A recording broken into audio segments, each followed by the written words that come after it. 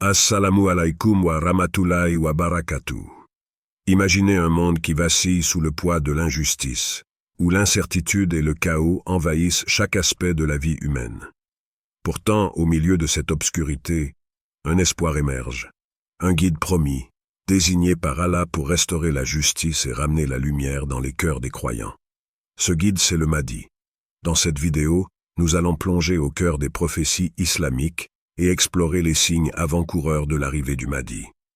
Nous examinerons les épreuves qui précéderont cet événement grandiose, les qualités uniques de cet homme béni, et surtout, comment les croyants peuvent se préparer spirituellement à ce renouveau promis. Avant de commencer, abonne-toi à notre chaîne Perspective du Coran, active la cloche pour ne rien manquer, et plonge avec nous dans ce voyage vers une vie pleine de bénédictions, et commentez Allah est puissant, pour proclamer sa grandeur et partager cette vérité avec le monde. Le Mahdi, un nom qui résonne profondément dans l'histoire de l'islam et qui traverse les époques avec une promesse intemporelle, celle du rétablissement de la justice et de la paix. Mais qui est réellement cet homme? Le Mahdi n'est pas un chef de guerre, ni un conquérant, ni même un homme politique cherchant à rassembler des foules par des discours flamboyants. Il est bien plus subtil, bien plus humble. Et c'est précisément cette humilité qui fait de lui un guide unique. Le Mahdi, selon les traditions islamiques, est un homme choisi par Allah pour une mission extraordinaire.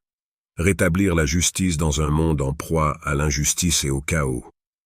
Son rôle n'est pas d'asservir, de manipuler ou de conquérir par la force, mais de guider les croyants vers la lumière divine. Contrairement aux figures de pouvoir que nous voyons dans notre quotidien, celles qui cherchent constamment à s'affirmer, à briller sous les projecteurs, le Mahdi avance dans la simplicité. Il ne se distingue pas par des signes extérieurs de grandeur, mais par une profondeur spirituelle incomparable. Sa venue est attendue avec espoir et impatience, car elle symbolise une vérité fondamentale. Allah n'abandonne jamais les justes. Peu importe à quel point les ténèbres semblent envahir le monde, la promesse divine reste inébranlable. Le Mahdi est ce rappel vivant de cette promesse. Mais ce qui le rend unique, c'est que, loin de se présenter comme un héros mythologique, il est décrit comme un homme ordinaire, peut-être quelqu'un que vous pourriez croiser sans même vous en rendre compte. C'est précisément là que réside la beauté de son rôle. Il n'est pas un personnage surnaturel, mais un être humain doté d'une foi exceptionnelle. Ce guide n'est pas là pour glorifier un règne personnel, ni pour établir une dynastie ou se déclarer roi. Sa seule motivation est de ramener l'humanité vers Allah. Il est animé par une mission qui dépasse les aspirations terrestres, car son but est purement spirituel. Contrairement aux dirigeants de ce monde, qui sont souvent pris dans les filets du pouvoir, du prestige et des richesses, le Mahdi ne cherche que l'agrément d'Allah. Sa venue n'est pas un triomphe personnel, mais un triomphe de la foi. Un aspect central du Mahdi est la manière dont il redéfinit le leadership. Dans notre monde moderne, le pouvoir est souvent associé à la domination, à la richesse et à la capacité de contrôler les autres. Mais pour le Mahdi, le leadership est synonyme de service, de sacrifice et de piété. Il enseigne par son exemple que la véritable force ne réside pas dans la capacité à vaincre physiquement, mais dans la capacité à rester fidèle à la justice et à la vérité, même dans les moments les plus difficiles. Sa force vient de son engagement total envers Allah, de sa sincérité et de son humilité. Cet engagement n'est pas une simple posture, il est gravé dans son cœur. Cette foi inébranlable le rend capable de résister aux tentations de ce monde, de résister aux appels à la gloire et au prestige. Et c'est ce qui le rend si différent de tout autre dirigeant. Il ne se laisse pas corrompre par le pouvoir ou par l'opinion publique, car son seul objectif est de plaire à son Seigneur. Dans cette attente, les croyants se rappellent que le Mahdi incarne une promesse que la justice prévaudra. Il n'est pas seulement un personnage distant, mais un modèle pour chaque musulman. Sa vie montre qu'on n'a pas besoin d'être un conquérant ou un chef de guerre pour être un guide. Ce qui importe, c'est la pureté de l'intention, la constance dans la foi et la sincérité dans le service envers Allah. Ce rappel résonne dans les cœurs des croyants, car il montre que chacun a le potentiel d'aspirer à la droiture, peu importe sa position dans ce monde. Le Mahdi est une figure d'espoir pour les opprimés, les justes, et ceux qui cherchent sincèrement la vérité.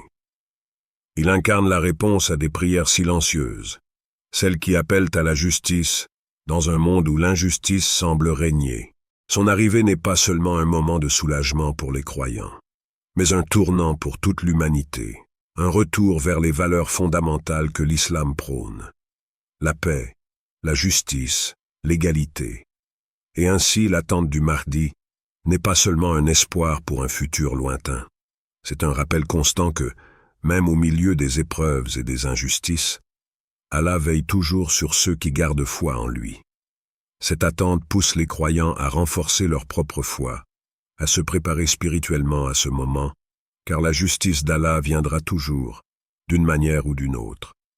Les signes avant-coureurs du Mahdi sont comme des échos dans le temps, des avertissements prophétiques résonnant à travers les âges, offrant aux croyants des indices sur les épreuves à venir. Ces signes ne sont pas des mythes ou des légendes abstraites, mais des réalités tangibles qui se manifestent autour de nous. Chaque jour, ces signes deviennent plus évidents, dans chaque coin du monde. Des signaux silencieux annonçant que l'humanité approche d'un tournant crucial. Les hadiths rapportent plusieurs signes qui précéderont l'arrivée du Mahdi. Parmi eux, l'un des plus visibles est la propagation de l'injustice. L'injustice, sous toutes ses formes, oppression des plus faibles, corruption des puissants, exploitation des ressources, est devenue une toile de fond mondiale. Il ne s'agit pas simplement d'injustices isolées, mais d'une vague grandissante qui engloutit des sociétés entières. À chaque nouvelle tragédie, à chaque nouvelle manifestation d'oppression, ces signes prennent forme. Pourtant, il serait erroné de voir ces événements comme de simples désastres. Ils servent un but plus grand, celui de purifier la foi, de tester la résilience et la patience des croyants. Regardez autour de vous, les conflits s'intensifient. Ce ne sont pas seulement des guerres physiques, mais aussi des guerres spirituelles, morales et idéologiques. Les nations, les communautés et même les familles se divisent, déchirées par des tensions invisibles mais puissantes. Les individus se retrouvent isolés, perdus dans un tourbillon d'individualisme, où les valeurs morales semblent s'effondrer devant une culture du « moi d'abord ». Cette montée de l'égoïsme et de l'arrogance est l'un des signes précurseurs mentionnés dans les traditions prophétiques. Le monde, sous l'influence du matérialisme, a perdu de vue la véritable essence de la vie, l'adoration d'Allah, la justice et le respect mutuel. Cependant, ces signes ne sont pas là pour susciter la peur. Bien au contraire, ils sont là pour éveiller les croyants, pour les rappeler à la conscience du divin.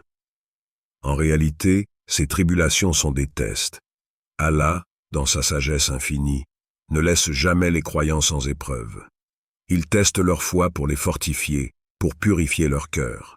Ces périodes sombres, bien qu'éprouvantes, servent à élever spirituellement ceux qui persistent sur le chemin droit. Dans les moments de grande confusion où la frontière entre le bien et le mal devient floue, où la corruption semble triompher, c'est là que les croyants sont appelés à redoubler de foi. Les épreuves ne sont pas des punitions, mais des opportunités de se rapprocher d'Allah. Elles rappellent aux croyants que la vie d'ici-bas n'est qu'un passage, une période transitoire où chacun est testé dans son attachement à la vérité. L'injustice n'est qu'un des nombreux signes annonciateurs. Parmi les autres signes majeurs, il y a la prolifération des conflits armés et des violences civiles. Il est dit que des troubles éclateront dans de nombreux pays, des guerres qui sembleront sans fin, le sang versé, les nations qui s'effondrent sous le poids de la violence. Tout cela fait partie des épreuves prédites. Les injustices commises par les dirigeants corrompus ne feront qu'aggraver ces conflits. Les croyants, quant à eux, doivent rester vigilants et ne pas se laisser emporter par les courants de l'égarement. Le Mahdi surgira lorsque le désespoir semblera à son paroxysme. Un autre signe que l'arrivée du Mahdi est imminente est la détérioration des valeurs morales. Dans un monde où l'illusion de l'instantané prend le dessus, où l'individu est encouragé à poursuivre ses plaisirs personnels sans considération pour les autres, la perte des repères moraux devient évidente. Les traditions prophétiques mentionnent que, peu avant la venue du Mahdi, la désobéissance envers Allah atteindra des niveaux sans précédent. l'immoralité, sous toutes ses formes, deviendra courante. Ce n'est pas simplement la déviance personnelle qui est en jeu ici, mais une corruption morale à grande échelle, qui affecte la structure même des sociétés. L'éthique, la décence et l'honnêteté semblent devenir des reliques du passé.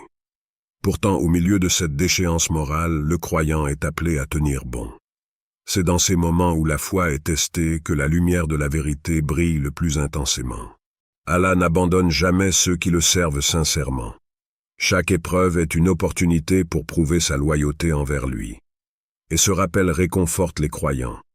Peu importe à quel point les ténèbres semblent s'étendre, Allah reste omniprésent, surveillant, guidant et préparant un dénouement. Le Mahdi apparaîtra lorsque le monde sera prêt pour son message de justice. Mais pour que cette justice soit pleinement réalisée, l'humanité doit d'abord traverser une période de tribulation. Ces épreuves permettent de révéler les cœurs sincères, ceux qui, malgré les difficultés, restent fermes dans leur foi. Allah a promis que pour chaque croyant qui endure ces tribulations avec patience, une grande récompense les attend. Le Mahdi est la manifestation de cette promesse. Les croyants, en observant ces signes autour d'eux, comprennent que ces événements ne sont pas simplement des catastrophes. Ils sont les étapes d'un plan divin plus vaste, une purification spirituelle en préparation de l'arrivée du Mahdi.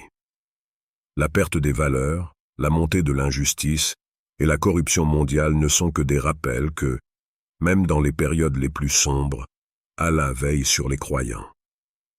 Ce qui rend le Mahdi si unique parmi tous les dirigeants, c'est que son pouvoir ne repose ni sur la richesse, ni sur la force militaire, ni sur les alliances politiques. Il incarne un autre type de leadership, un leadership spirituel qui transcende les limites du pouvoir humain. Le Mahdi, en tant que guide divinement désigné, est un modèle de piété et d'humilité. Il ne cherche ni la gloire personnelle ni la domination, car son cœur est entièrement voué à Allah.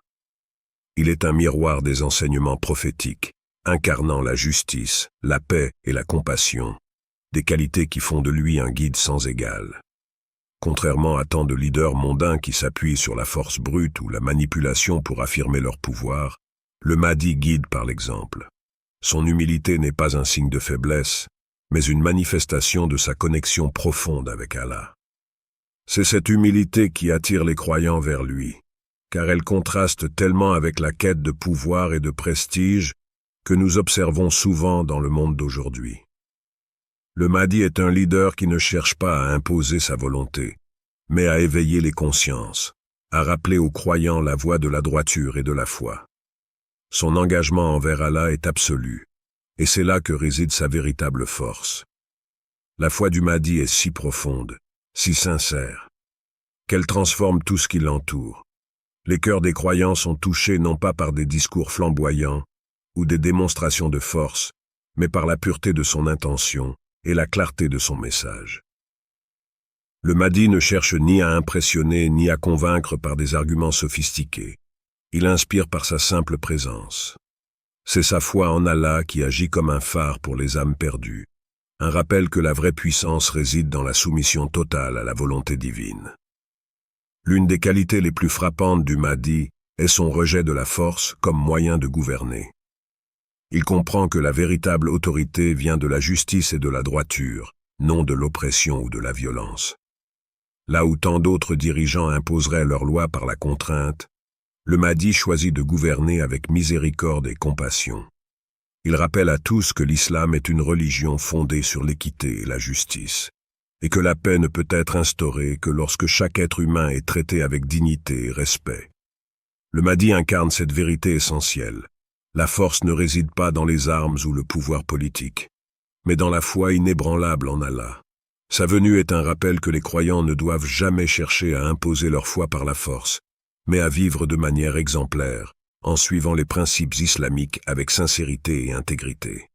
Le Mahdi, par son comportement, montre qu'il est possible de transformer le monde sans recourir à la violence, simplement en restant fidèle aux valeurs divines. Sa justice, bien qu'inflexible, est empreinte de miséricorde. Il ne juge pas selon les critères du monde, mais selon la volonté d'Allah. Il voit au-delà des apparences, reconnaissant la sincérité des cœurs et les efforts invisibles des âmes dévouées. Pour lui, la justice ne consiste pas seulement à punir les fautes, mais à redresser les torts, à restaurer l'équilibre dans un monde déséquilibré par l'injustice et l'arrogance humaine. Il enseigne que la véritable justice ne peut être atteinte que lorsque l'intention est pure et que le cœur est libre de tout égoïsme. Cette capacité à incarner la justice divine, à la fois avec fermeté et avec compassion, fait du Mahdi un leader hors du commun. Il ne cherche pas à diviser ou à écraser, mais à unir et à guérir. Il est un guide qui montre la voie vers Allah non par la peur ou la menace, mais par l'amour, la sagesse et la droiture. Il est le rappel vivant que l'islam n'est pas seulement une religion de règles, mais une voie de vie qui élève l'âme et transforme le monde par la pureté de l'intention et la force de la foi. Le Mahdi est un modèle pour chaque croyant. Sa vie est un exemple de ce que signifie véritablement servir Allah, sans détour, sans compromis. Il montre que la force du croyant ne réside pas dans sa capacité à conquérir, mais dans sa capacité à rester fidèle à Allah, même dans les moments les plus sombres. C'est cette fidélité qui lui permet de guider l'humanité vers la lumière, de ramener la paix dans un monde déchiré par les conflits. La venue du Mahdi est une promesse de renouveau. Mais ce renouveau ne viendra pas par la force ou la violence. Il viendra par la réaffirmation des valeurs fondamentales de l'islam, la justice, la compassion et la paix. Le Mahdi rappellera à tous que l'islam est une religion d'équité, où chaque être humain a droit à la dignité et à la justice. Il incarnera ces principes non seulement dans ses paroles, mais dans ses actions, montrant que la vraie puissance réside dans la capacité à servir Allah avec humilité et dévotion. Le Mahdi est un guide spirituel, un modèle de ce que signifie véritablement vivre en accord avec les enseignements d'Allah. Par son exemple, il enseigne que le pouvoir n'a de sens que lorsqu'il est exercé avec droiture et justice, et que la vraie force réside dans l'alignement avec la volonté divine. Avant l'arrivée du Mahdi, les croyants devront faire face à des épreuves d'une intensité sans précédent. Ces épreuves, qu'elles soient personnelles ou collectives, prendront des formes diverses, mais elles auront toutes un but commun: tester la foi et la patience des croyants. Dans une société déjà marquée par l'instabilité sociale, la corruption et l'injustice, ces épreuves ne feront que s'intensifier, créant une atmosphère où chaque jour apportera son lot de difficultés et de tentations. Mais dans cette obscurité, il existe un sens plus profond, une raison divine derrière ces épreuves. Les signes avant-coureurs de cette période de trouble sont déjà visibles autour de nous. L'instabilité mondiale ne cesse de croître, les conflits armés éclatent ici et là, et les injustices, qu'elles soient économiques, politiques ou sociales, semblent omniprésentes. Cette détérioration n'est pas accidentelle. Elle est prophétisée dans les hadiths comme étant l'un des signes de la fin des temps. Chaque guerre, chaque acte de trahison, chaque manifestation de corruption est un rappel que l'humanité se dirige vers un point culminant, où le Mahdi apparaîtra pour restaurer la justice divine. Mais avant ce moment, les croyants doivent être prêts à endurer. Ces épreuves peuvent sembler insupportables à ceux qui n'ont pas la foi solide pour y faire face. Elles viennent non seulement de l'extérieur, dans les formes de guerre, de famine ou de crise politique, mais aussi de l'intérieur, au sein des familles, des communautés, et même dans les cœurs des croyants. Il y aura des moments où la confusion régnera, où la ligne entre le bien et le mal semblera floue. Les tentations du monde, qu'il s'agisse de la poursuite de la richesse, du pouvoir ou des plaisirs matériels, seront plus fortes que jamais, cherchant à détourner les croyants de leur chemin spirituel. Mais c'est dans ces moments d'incertitude que la foi doit être la plus ferme. Ce processus de purification est similaire à celui de l'or soumis au feu. L'or, lorsqu'il est chauffé à des températures élevées, se purifie de ses impuretés, devenant plus pur et plus précieux. De même, les croyants traverseront ces épreuves non pas pour être détruits, mais pour être purifiés. Chaque difficulté, chaque test est une opportunité pour se rapprocher d'Allah, pour démontrer la sincérité de sa foi et pour renforcer son esprit. Allah, dans sa sagesse, n'impose jamais à une âme plus qu'elle ne peut supporter. Ainsi, ces épreuves, bien que pénibles, ne sont pas sans raison. Elles sont conçues pour révéler les âmes sincères, celles qui, malgré les tribulations, resteront fermes dans leur engagement envers Allah. La patience deviendra une vertu primordiale en ces temps de grande confusion. Il ne s'agit pas seulement d'endurer les épreuves, mais de les traverser avec dignité, en gardant une foi inébranlable en Allah. C'est une épreuve en soi, car dans un monde où tout semble s'effondrer, la tentation de se laisser submerger par le désespoir peut être immense. Mais les croyants doivent se rappeler que chaque épreuve a une fin, et que cette fin est souvent marquée par une grande récompense pour ceux qui ont su rester fidèles.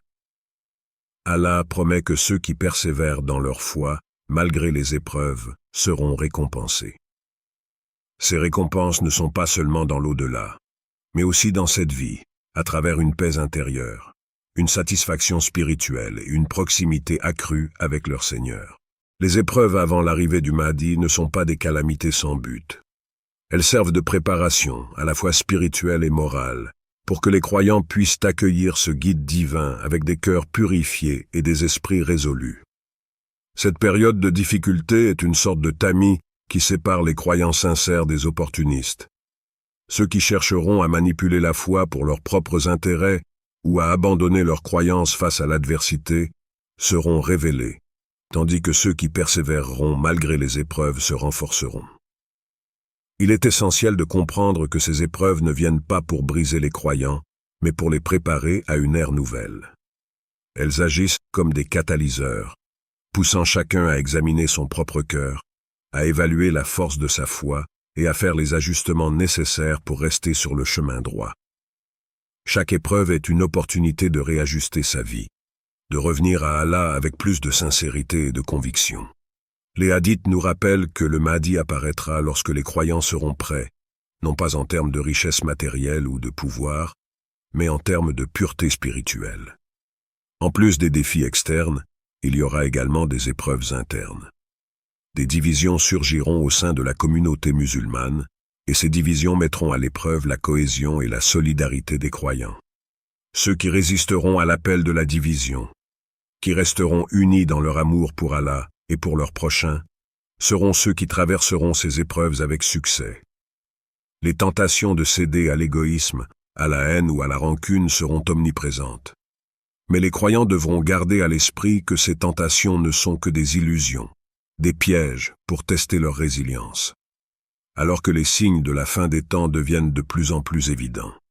Les croyants doivent se préparer non pas en accumulant des biens matériels ou en cherchant la sécurité dans ce monde, mais en purifiant leur cœur, en renforçant leur foi et en se rappelant constamment la promesse divine. Chaque épreuve est un rappel de cette promesse, un rappel que la justice d'Allah triomphera toujours et que le Mahdi viendra pour restaurer cette justice.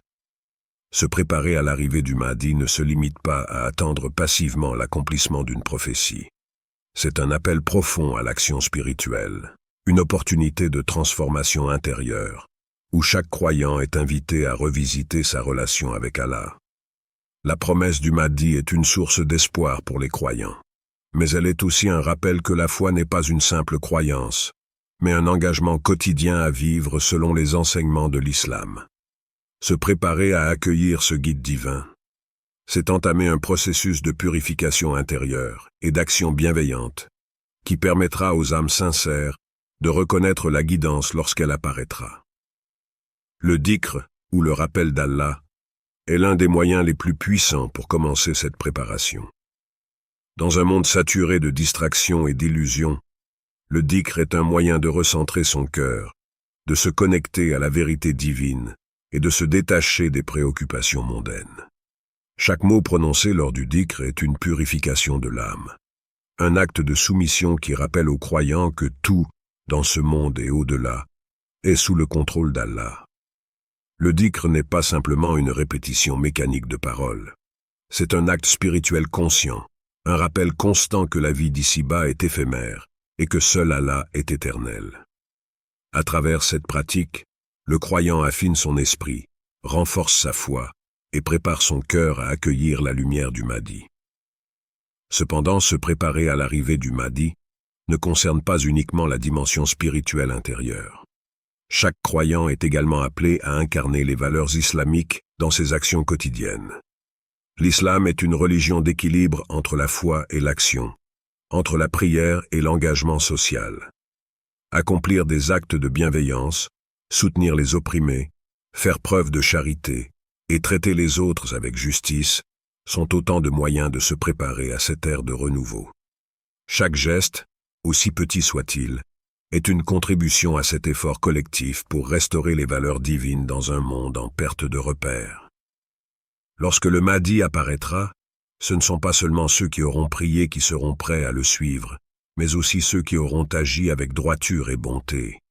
Une autre dimension essentielle de cette préparation est le détachement progressif des plaisirs et des ambitions mondaines. Nous vivons dans une époque où l'attrait des biens matériels, des honneurs sociaux et des plaisirs éphémères est omniprésent.